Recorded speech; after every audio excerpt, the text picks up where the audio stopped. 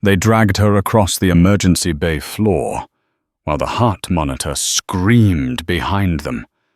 A thin, sound cutting through the room like a blade. The patient was still conscious. His fingers clawed weakly at the gurney rail. "Don't move him!" someone shouted. Too late. The gurney slammed into the wall.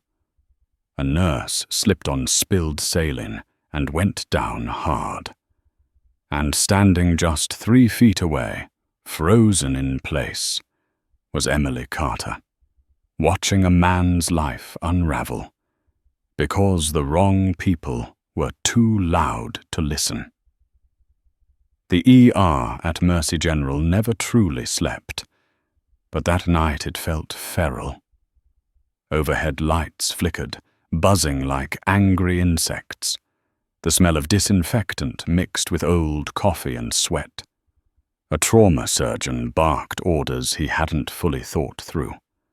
A security guard hovered, hand on his radio, eyes darting.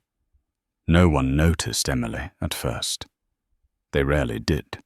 She stood near the medication cart, shoulders slightly forward, hands folded, breathing slow, counting each inhale like she'd been taught years ago in a place no one here would ever imagine.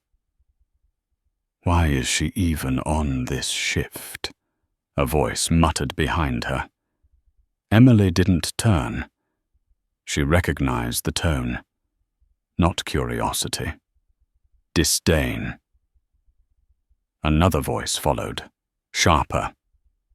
"Because HR likes sympathy cases." A laugh. Short. Mean. Emily felt it land between her shoulder blades like a shove. She kept her eyes on the floor, on the dark red smear spreading under the gurney's wheel, on the small detail everyone else was missing. Across the bay, Dr. Ryan Walker adjusted his gloves, jaw tight, confidence loud. He was young, too young to sound that certain. "We're losing time," he snapped. "Move him now." A nurse hesitated. Emily saw it in the way her fingers hovered, in the way her eyes flicked to the monitor. The hesitation vanished when Walker stepped closer. "Authority has weight. It crushes doubt." Emily's pulse stayed low. Her hands did not move, but her mind did. Fast. Precise. She saw the shallow rise of the patient's chest, the uneven rhythm, the faint whistle with every breath. She swallowed. Her lips parted. The words pressed hard against her teeth. Then Walker shouted again, louder this time, and the room obeyed him. Emily closed her mouth. Not yet. Not here. Not like this. Outside, somewhere beyond the concrete walls, sirens wailed. Inside, something older than policy, older than fear, began to wake in her chest. The patient coded 30 seconds later, right on schedule, right where Emily knew it would happen. The monitor flattened into a single, merciless tone that punched the room into silence before panic rushed back in, twice as loud. Someone yelled for the crash cart.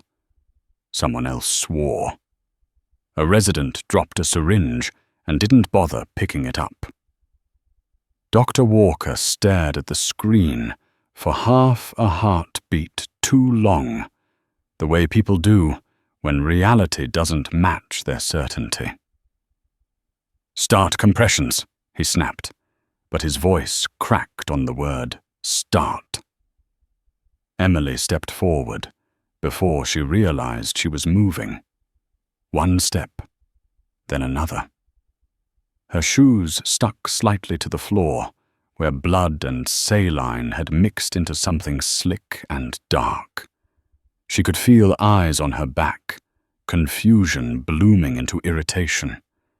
She stopped at the foot of the bed, close enough now to hear the patient's airway, to see the faint tremor still left in his fingers. Not gone yet, her mind said. Not finished. "I need the bag," Walker barked at no one in particular. A nurse fumbled with the valve mask, hands shaking. Emily watched her struggle, watched precious seconds burn. She felt something tighten in her chest. Not fear, frustration. Clean, sharp. "Clear!" Walker shouted, raising the paddles. The room flinched. Emily spoke then. Quiet. Level. "Don't." The word landed wrong. Too calm. Too controlled. Walker's head snapped toward her. "Get out of my line," he said, anger flashing hot and fast. "You're not helping." Emily didn't raise her voice. She didn't step back either. "His airway isn't the problem," she said. "You shock him now. You're wasting it." A murmur rippled through the bay. A nurse glanced at the monitor, then at Emily, uncertainty written across her face. Walker scoffed. "And you know that how?" Emily met his eyes for the first time. Really met them. Her gaze was steady, unreadable. "Because his chest isn't rising evenly. Because his neck veins are blown. Because he's suffocating from the inside." Walker hesitated. Just a fraction. Enough for fear to slip in. Ryan, a senior nurse, said quietly, "She might be right." That did it. Walker's jaw clenched. "You're overruling me," he snapped. "On whose authority?" Emily felt the room lean in. The weight of the moment pressed down hard. She could almost hear the old rules in her head. Chain of command. Stay invisible. Survive the shift. Instead, she said, "On his." She pointed at the patient. The silence that followed was thick, heavy, charged. Somewhere, a monitor beeped once. Slow, weak. Then again. Emily reached for the equipment with hands that did not shake. Not anymore. And in that instant, more than one person in that room realized they had never actually known who she was. Emily didn't ask for permission. She reached for the needle kit, the way muscle memory reaches before thought can interfere. Plastic tore. Metal flashed under the lights. A nurse inhaled sharply. Someone whispered, "Jesus!" Walker grabbed her wrist, fingers digging in. "You do not touch my patient," he hissed. Emily didn't pull away. She turned her wrist just enough, a small, efficient motion that broke his grip without force. His hand fell back like it belonged to someone else. "Second intercostal," she said, already counting ribs with 2 fingers. Her voice stayed even, almost gentle, the way you speak when you need chaos to listen. Mid-clavicular. The patient's chest barely moved now. Lips blue, eyes glassy. The room felt smaller, tighter, as if the walls were leaning in to watch. Walker laughed, sharp and brittle. "If you screw this up," he said, "you're done. You'll never work in a hospital again." Emily didn't look at him. She placed the needle. She felt the resistance. Then the give. A hiss tore through the air, violent and sudden, like a tire blowing out. The sound sucked the breath out of the room. The patient gasped, a wet, desperate inhale that sounded like life clawing its way back. The monitor stuttered, then found a rhythm. Not strong, but there. A nurse covered her mouth. Another let out a sob she didn't know she'd been holding. Someone laughed, shaky and disbelieving. Emily secured the line, movements precise, economical. She stepped back only when it was done, only when the room had shifted. Walker stared at the patient, then at the needle, then at Emily. His face flushed red, anger scrambling to cover something uglier underneath. "You just crossed a line," he said. "Security." The word hung there, heavy. A guard took a step forward, uncertain. Emily wiped her hands on a towel and finally met Walker's eyes again. There was no triumph in her expression, no challenge, just a quiet finality that unsettled him more than shouting ever could. "You told me to help," she said. "I did." "That wasn't help," Walker snapped. "That was insubordination." Behind him, the patient coughed. Color crept back into his cheeks. A senior nurse spoke up, voice trembling but firm. "Ryan," she said. He'd be dead if she hadn't acted. Walker rounded on her. "This is my ER." Emily felt the old instinct stir, the one that knew when a fight wasn't about noise, but about ground. She picked up her badge, glanced at the name like it belonged to someone else, then clipped it back on. Around them, the ER kept moving, but the air had changed. The hierarchy had cracked, and everyone could feel it. Security arrived slower than Walker wanted, faster than Emily expected. 2 men in navy jackets, hands hovering near belts, eyes flicking between the patient and her face, like they were trying to decide which one was the threat. Walker spoke over them, words tumbling out, sharp and rehearsed. Unauthorized procedure, direct insubordination, risk to hospital liability. He said liability the way other people said death. Emily listened without interrupting. The adrenaline was fading now, leaving a clean ache behind her eyes. She felt the room watching her again, but it was a different kind of attention. Not dismissal, calculation. A charge nurse crossed her arms. A resident stared at the floor, jaw tight. The patient coughed once more, then whispered a hoarse thank you to no one in particular. "Escort her out," Walker said. "Now."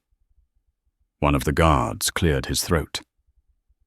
"Doctor, administration usually." "I don't care about usually," Walker snapped.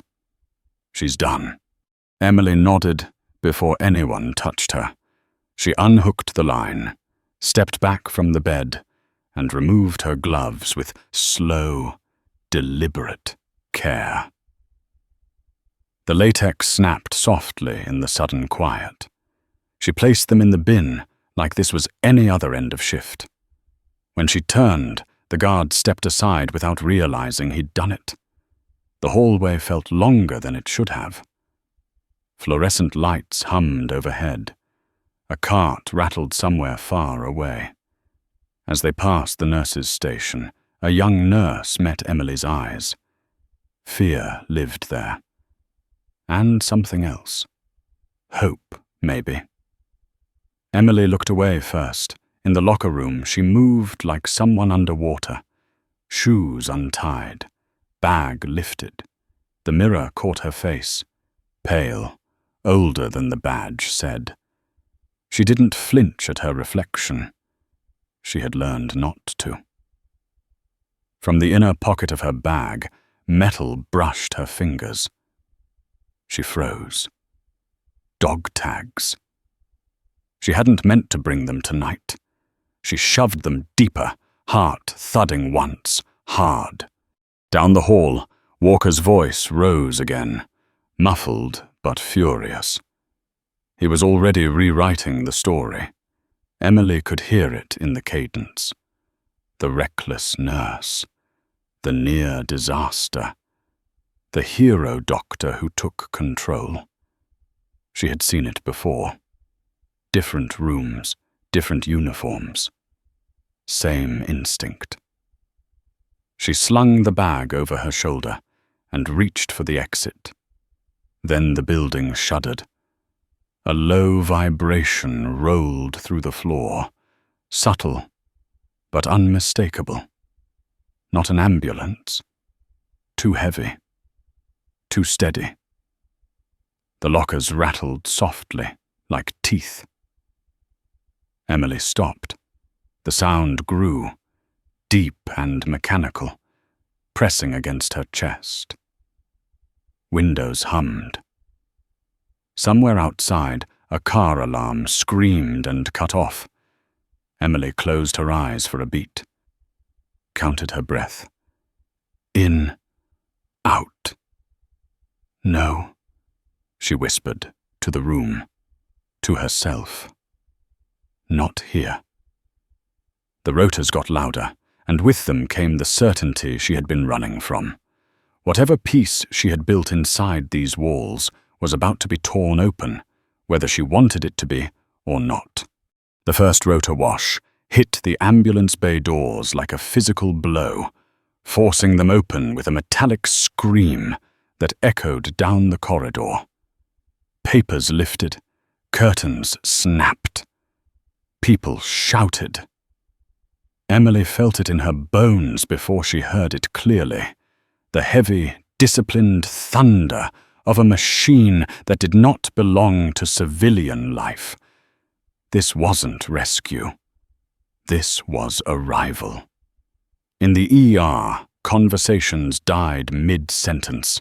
Walker stormed toward the bay, white coat flaring, face already twisted into outrage. "Who authorized this?" he yelled over the rising roar. "This is a hospital, not a helipad."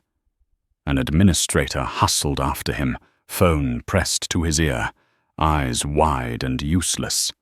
A security guard planted his feet, then thought better of it and stepped aside. The helicopter settled without ceremony. Matte black. No markings. No mercy.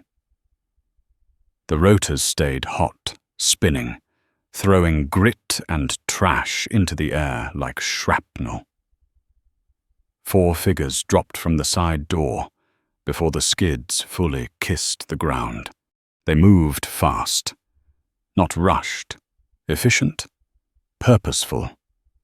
Rifles slung but ready, heads on a swivel. The way predators move when they already know where the danger is. Walker marched straight into their path. "You can't be here," he shouted. "You're violating federal." He never finished the sentence. One of the men shouldered past him without slowing, sending Walker stumbling backward into a stack of gurneys. Metal clanged. Someone gasped. The doctor hit the floor hard, stunned more by the indifference than the impact. "Where is she?" the lead operator barked as they pushed through the ER doors. His voice cut through the chaos clean and sharp. Not angry, not loud. Certain. He scanned the room once, taking everything in. The nurses, the patient, the tension.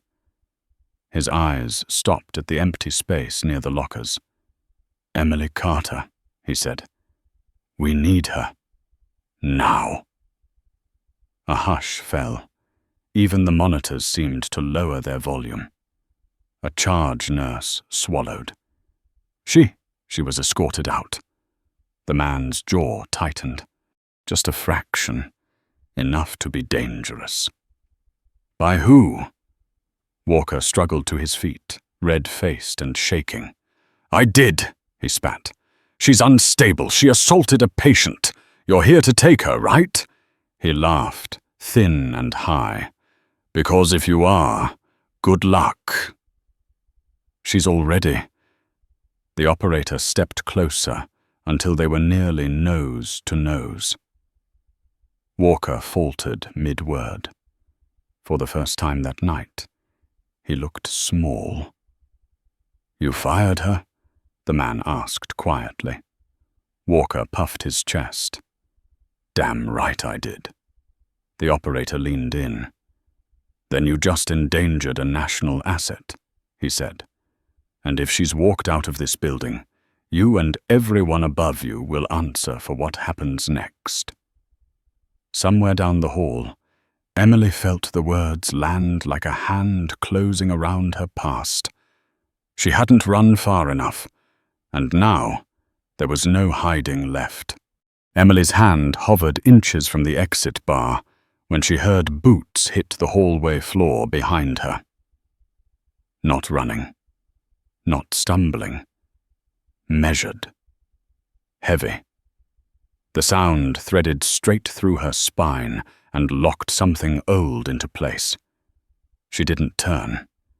She told herself she was done with that life, that the name they used back then didn't belong to her anymore. Emily, a voice called, low and controlled, not a shout, a recall. She closed her eyes. The hallway smelled like bleach and burned coffee. Her pulse stayed steady, which scared her more than panic ever had. She took one step forward, then stopped. The boots slowed, then halted a few feet behind her. Whoever it was knew better than to crowd her. You don't want to do this, she said quietly. I'm off the clock. A breath. Then softer, almost human. We don't get to clock out. She turned. The man standing there looked carved out of exhaustion and discipline. Late 40s. Beard shot through with grey. Eyes that had learned to catalogue damage in a single sweep. He held his helmet under one arm, rifle nowhere in sight. Respect, offered deliberately. Ma'am, he said, then corrected himself. Emily. Her jaw tightened. You should leave. Can't, he replied. Tried. Behind him, 2 more operators filled the hallway, forming a quiet perimeter without blocking exits. Not threatening. Protective. The building hummed around them, oblivious and fragile. You disappeared, he continued. No forwarding address. No calls. No obituary. A beat. We figured you were still breathing. You always were. Emily laughed once. It came out thin. You landed a helicopter in a civilian hospital. That's your version of subtle? His mouth twitched.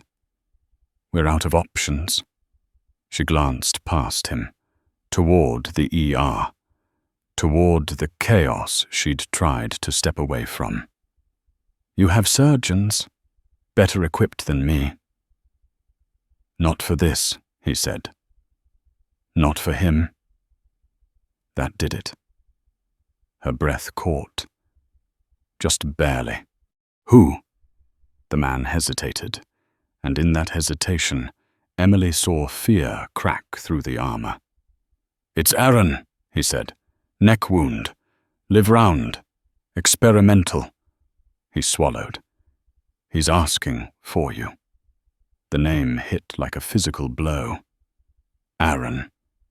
26 the last time she'd seen him. Too young. Always smiling. She pressed her palm flat against the wall, grounding herself. You can't bring that here, she said. You know what happens if something goes wrong. I do, he said. That's why I'm standing in a hospital hallway, asking a woman who doesn't exist anymore to save a man who shouldn't be alive. Emily straightened. The quiet in her eyes vanished, replaced by something sharp and focused. Where is he? The man exhaled, relief flooding his face despite himself. On the bird. She reached into her bag, fingers brushing metal. This time, she didn't shove it away. Then get him inside, she said, and clear Trauma 1. The hallway seemed to shrink around them. Somewhere far away, Walker was still shouting. It didn't matter anymore. Emily stepped past the operators, shoulders squared, voice cold and certain. If I'm doing this, she said, you follow my rules. Trauma 1 was no longer a hospital room by the time Emily stepped through the doors. It had become a perimeter. 2 operators stood at the entrance, backs straight, eyes forward, bodies angled just enough to block without appearing aggressive. The overhead lights were brighter here, unforgiving. Every surface gleamed. Every sound felt amplified. Emily stripped off her jacket, rolled her sleeves, and moved to the sink. Water rushed over her hands. She scrubbed like memory depended on it. The gurney came in fast. Aaron looked smaller than she remembered. Paler. Blood soaked through the dressings at his neck, dark and sticky. His chest rose in shallow jerks. When his eyes flicked open, they found her immediately. A weak smile tugged at his mouth. Knew you'd hate this, he whispered. Save it, Emily said, already gloved, already scanning the wound. Her voice was flat, controlled. You always had bad timing. A nurse hovered at her elbow, shaking. Doctor, she started, then stopped, unsure of the title. Emily didn't correct her. I need suction, she said. And the titanium set. Not steel. Nothing magnetic. The nurse blinked. Why titanium? Emily didn't look up. Because if you bring me steel, she said, we all die. The words landed hard. The room stilled. Even the monitors seemed to hesitate. The man who had found Emily moved to the head of the bed, hands steady as he cradled Aaron's skull. I've got him, he said. I know, Emily replied. She leaned in, eyes inches from the wound. The entry was ugly, jagged. The round sat too close to the artery, humming faintly, almost imperceptible. She could feel it more than hear it. Her pulse slowed further.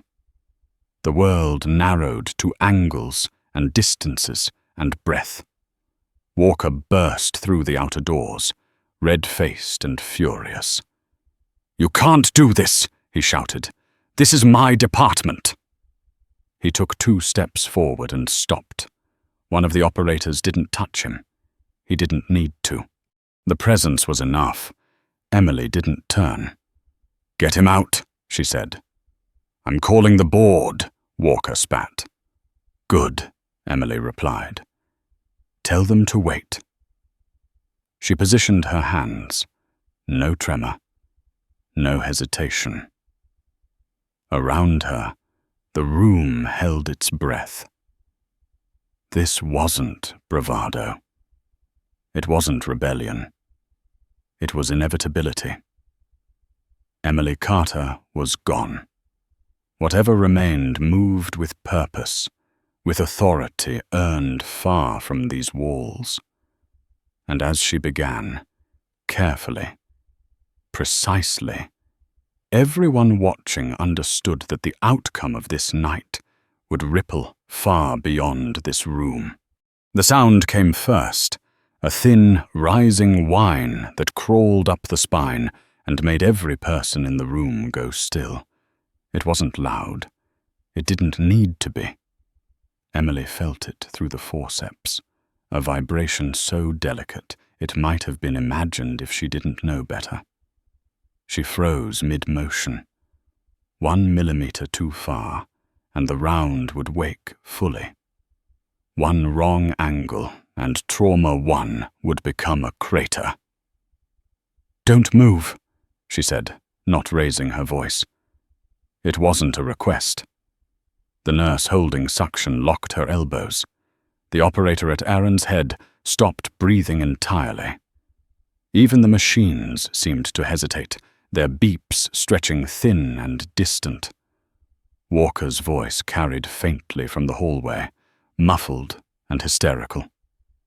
Someone was arguing with him. Someone else was pleading. It all sounded far away. Emily's world had collapsed to the size of her hands and the fragile space between steel and flesh.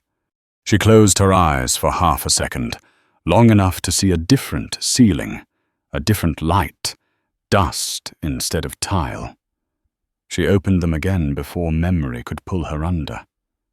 "Timer's live," the operator murmured, sweat tracing a line down his temple. "I know," Emily said. She adjusted her grip. The whine sharpened, climbing. Her heart stayed slow. This wasn't courage. It was familiarity. She counted under her breath, not seconds, but breaths. Aaron's chest rose, fell, rose again, shallow but there. "Stay with me," she thought, not to him, but to the room. She pulled, not fast, not slow, decisive. The round came free with a wet sound, heavier than it looked, slick and wrong in her gloved hand. The whine spiked, then cut off abruptly, like a scream swallowed whole. Emily didn't hesitate. She dropped the device into the basin waiting at her side and shoved it toward the tech. "Run," she said. "Now!" The tech didn't ask questions. He sprinted. The door slammed behind him. 3 heartbeats later, the building shuddered. A dull boom rolled through the hospital, distant but unmistakable. Car alarms wailed outside. Dust sifted from the ceiling. Inside Trauma 1, Emily was already moving again. New instruments, steel this time, sutures, clamp. The artery bled hard, then slowed under her hands. Her movements blurred, fluid and precise. "Pressure's climbing," the nurse said, disbelief coloring her voice. "He's stabilizing." Emily placed the final stitch and cut the thread. She stepped back. The adrenaline drained all at once, leaving her knees weak. She caught herself on the table edge, breathing through it. Aaron's eyes fluttered open. He swallowed. "Told you," he whispered hoarsely. "Still got it." Emily allowed herself one breath of relief. Just one. Outside the room, the shouting had stopped. The night had shifted, and everyone who had doubted her felt it, heavy and irreversible. The doors opened slowly, like the building itself was bracing for what would come out. Emily stepped into the corridor with dried blood at her cuffs and a steadiness that made people straighten without realizing why. The ER had gone quiet in the way crowded rooms do when everyone senses judgment approaching. Nurses lined the walls. Residents hovered near carts they no longer pretended to organize. 2 police officers stood uncertainly near the nurses' station, hands resting on belts, eyes darting between uniforms and rifles. Walker was still there. He looked smaller now, pale. His anger had burned itself out, leaving only disbelief. "She needs to be detained," he said, voice cracking. "She caused an explosion. She stole supplies. This is criminal." One of the officers glanced at Emily, then at the operator behind her. "Sir," he said carefully, "we've been advised to stand down." Walker laughed, sharp and hollow. "Advised by who?" A voice answered before anyone else could. Calm, unyielding, by us. The man who stepped forward wore no insignia, no rank visible, but the room shifted around him like gravity had changed. He held a phone loosely in one hand. "This facility is no longer in control of the situation," he said. "Medical authority has been assumed." Walker opened his mouth, then closed it. Words failed him for the first time all night. Emily turned then, finally facing him fully. Her expression wasn't cold, it wasn't triumphant, it was measured, almost tired. "You wanted order," she said. "You wanted speed. You ignored context. That's not medicine. That's ego." He swallowed. "You don't get to lecture me." "I do," she replied quietly. "Because the man in Trauma 1 is alive despite you, not because of you." A murmur rippled through the staff.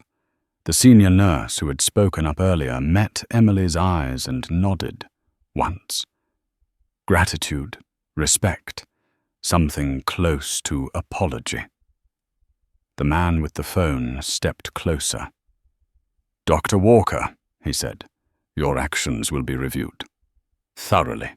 He turned to Emily. "Commander Mitchell," he added, using the name like it had always belonged to her. "Your patient will be transported once stable." Emily inhaled. The name landed heavy but right.